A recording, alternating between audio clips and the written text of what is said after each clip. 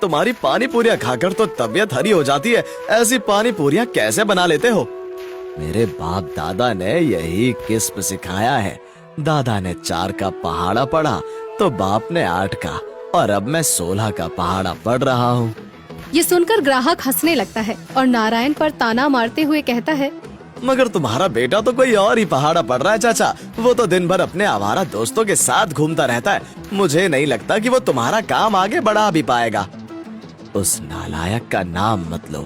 कम बखत का मारा झोपड़ी में रहकर महलों के ख्वाब देखता रहता है। नारायण का बेटा मोहन बाप के पानी पूरी के काम को बहुत छोटा काम समझता था और इसीलिए शहर में जाकर कोई बड़ा काम करने की बात सोचता रहता था। मेरा सपना तो बहुत अमीर आदमी बनने का है, इसलिए छोटा मोटा काम तो मैं कर ही नहीं सकता। अबे अमीर ऐसे बना जाता है क्या? उसके लिए तो कोई बड़ा काम करना पड़ेगा। अबे वही तो करने की सोच रहा हूँ। शहर जाकर कोई बड़ा होटल या रेस्टोरेंट खोलूंगा या फिर कपड़े का कोई बड़ा सा शोरूम चलाऊंगा। ये सुनकर उसका दोस्त सोहन कहता है, अबे क्यों फालतू की फेंकता है? जैसे तेरे बाप ठेला लगाता है वैसे ही तू भी ठेला ही लगाएगा। इससे ज्यादा तो कुछ कर ले तो मैं अपनी मूंछ मुंडवा लूं। सोहन की बात सुनकर मोहन कुछ कर दिखाने के लिए बेचैन होता है और एक दिन नारायण से कहता है, बापू मुझे सेठ बनना है, सेठ। तो बन जा सेठ। मैंने क्या तुझे सेठ बनने से रोक रखा है?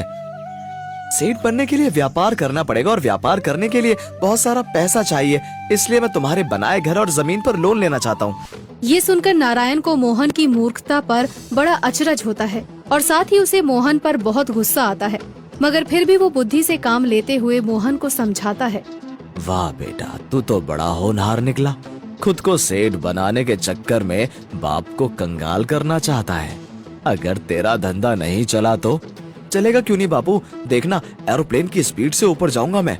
ना ना ना, पहले मुझे यकीन दिला, फिर चाहे जो करना। भले घर और जमीन पर लोन लेने के बजाय उन्हें बेच ही देना। ये सुनकर मोहन कुछ कर गुजरने के लिए व्याकुल हो उठता है और अपना सीना तान कर कहता है, तो ठीक है बापू, मैं पहले तुम्हें यकीन ही दिलाऊंगा। बताओ मुझे क्या करके दिखाना होगा? कुछ खास नहीं बेटा, बस 6 महीने मेरा पानी पूरी का ठेला चला कर दिखाना होगा तुझे। अगर तू इसे ठीक से चला पाया तो समझ ले, फिर तुझे सेठ बनने से कोई नहीं रोक पाएगा। मुझे मंजूर है बापू। उस दिन के बाद नारायण घर पर आराम करता है और मोहन गांव के बाजार में पानी पूरी का ठेला लगाने लगता है।